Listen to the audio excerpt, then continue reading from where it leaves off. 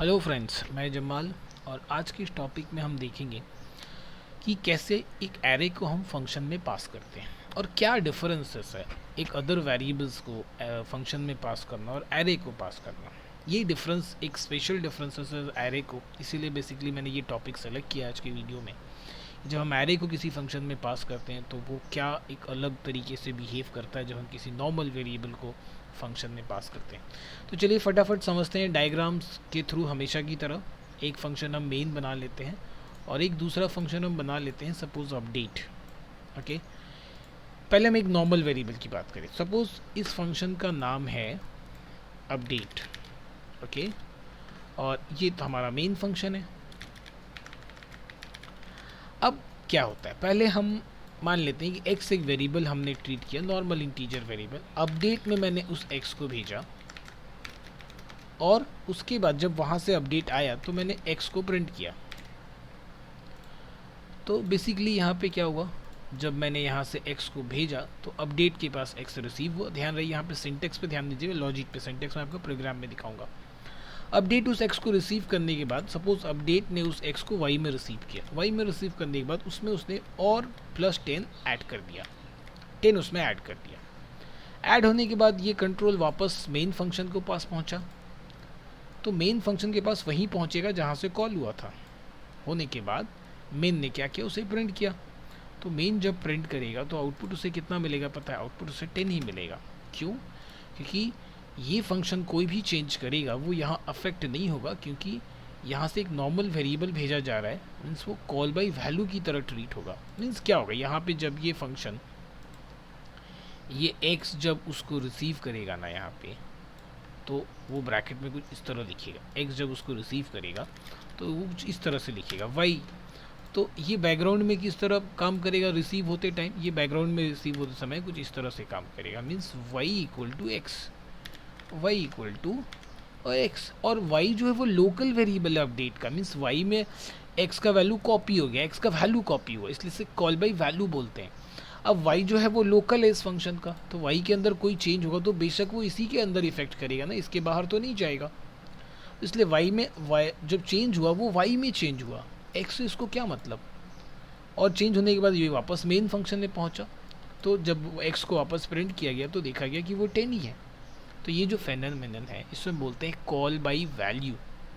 ठीक है, अब ये कॉल बाई वैल्यू, जब कॉल बाई वैल्यू में हमने एक नॉर्मल वेरिएबल को पास किया तो देखिए कि उसके अंदर कोई भी फ़र्क नहीं पड़ा।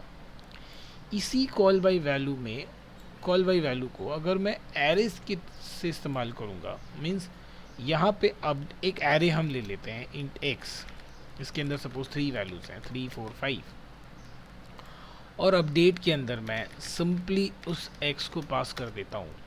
और जब वो वहाँ से आएगा तब मैं प्रिंट करूँगा इस x एरे को।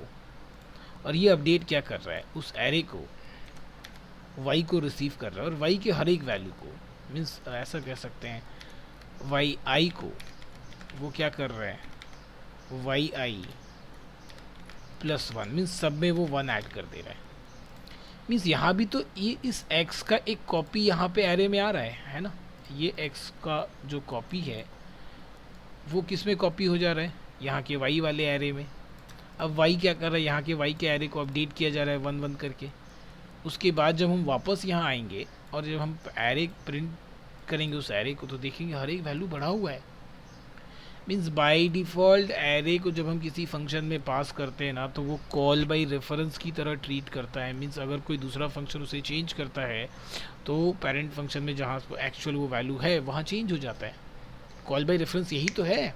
कॉल बाय रेफरेंस में क्या करते हैं, उसमें हम एड्रेस पास करते हैं ताकि जिस फंक्शन में वेरिएबल है वहीं पे वो अपडेट हो जाए, जबकि उसको चेंज दूसरा फंक्शन करेगा।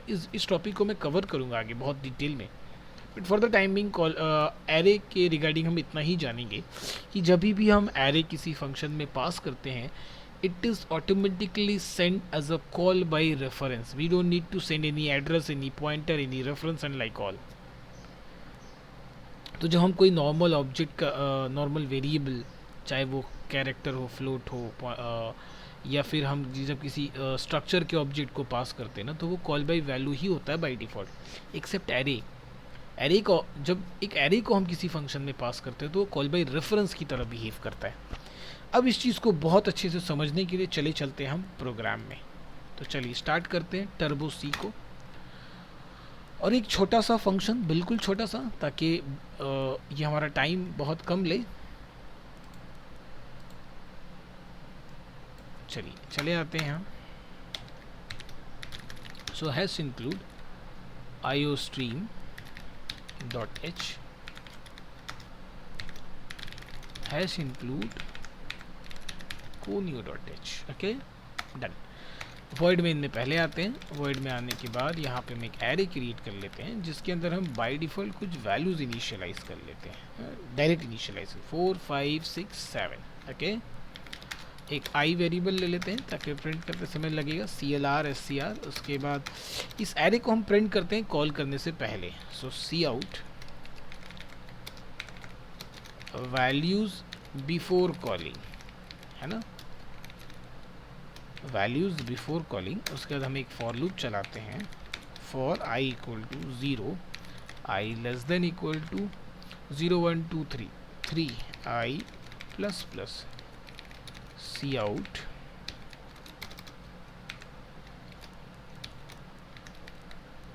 Array i। ओके, यहाँ पे आते हैं, एक छोटा सा टाइप मिस्टेक है, इसे ठीक कर देते हैं। चलिए अब कॉल करते हैं हम, किसे कॉल करते हैं, उस फंक्शन को। मान लीजिए उस फंक्शन का नाम हम अपडेट देते हैं और उसमें एरे को पास कर देते हैं। फिर इस पूरे चीज़ को वापस कॉपी कर लेते हैं, शिफ्ट इंसर्ट। चलिए, और यहाँ पे हम आ जाते हैं, गेट ch दे देते हैं। ऊपर वो फंक्शन हम बना लेते हैं, void अपडेट, और यहाँ पे उस एरे को हम रिसीव कर लेते हैं x4 में। ओके, यहाँ भी एक वेरिएबल लगेगा भाई, इंट i, है ना। तो for i equal to 0, i less than equal to 3, i plus plus, इसमें हम क्या करते हैं, xi equal to xi plus 1, सब में हमने 1 अपडेट कर दिया, है ना। तो देखिए ये कॉल हुआ, कॉल एरे को हमने कॉल से पहले प्रिंट किया, फिर बस सिंपली हमने एरे पास किया, कोई एड्रेस नहीं, कोई रेफरेंस नहीं, कोई पॉइंटर नहीं, बस एरे को पास किया फंक्शन में। यहाँ पे एरे रिसीव हुआ, उस एरे को हमने एक एक एलिमेंट रीड किया और हर एलिमेंट में 1 ऐड कर दिया। ऐड तो x में हुआ ना, x वाले एरे में, यहाँ से भेजा था हमने सिंपल एरे वेरिएबल, यहाँ पे मैंने उसे x में रिसीव किया और उसके बाद उसमें 1 ऐड कर दिया। उसके बाद वापस आया, वापस आने के बाद फिर ये नीचे हम उसी एरे को प्रिंट करें। किस एरे को, मेन वाले एरे को। मेन में जो एरे हमने क्रिएट किया ARR के नाम से, उस एरे को हम यहाँ प्रिंट कर रहे हैं। तो देखते हैं आउटपुट क्या आता है। चलिए ठीक है, रन किया जाए तो देखिए 4 5 6 7 before calling and after calling, value before, after calling हो गया 5 6 7 8। इसे हम कर देते हैं आफ्टर कॉलिंग, यहाँ पे भी वैल्यू बिफोर कॉलिंग लिखा है, then make it after calling. तो आफ्टर कॉलिंग ये कितना हो गया, 5 6 7 8। तो क्या देखा हमने कि हमने भेजा तो एक नॉर्मल एरे वेरिएबल था without sending any pointer, references and what ever, but हुआ क्या, ये कॉल बाय रेफरेंस की तरह ट्रीट किया, वैल्यू अपडेट हो गया फंक्शन का। इसलिए ये टॉपिक खास बनता है कि सेंडिंग और passing array to a function, because this dedicatedly array, when we send an array to a function, it behaves like a call by reference. We don't need to send any pointer, any references to a function to make any changes by other functions in array.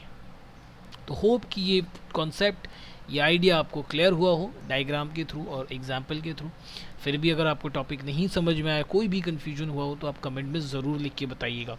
और video अगर आपको अच्छा लगे तो अपने दोस्तों के साथ शेयर कीजिए, वीडियो को लाइक कीजिए और चैनल को प्लीज़ ज़रूर सब्सक्राइब कीजिए ताकि नए वीडियो का नोटिफिकेशन आप तक पहले पहुँचे। वीडियो देखने के लिए थैंक यू सो मच।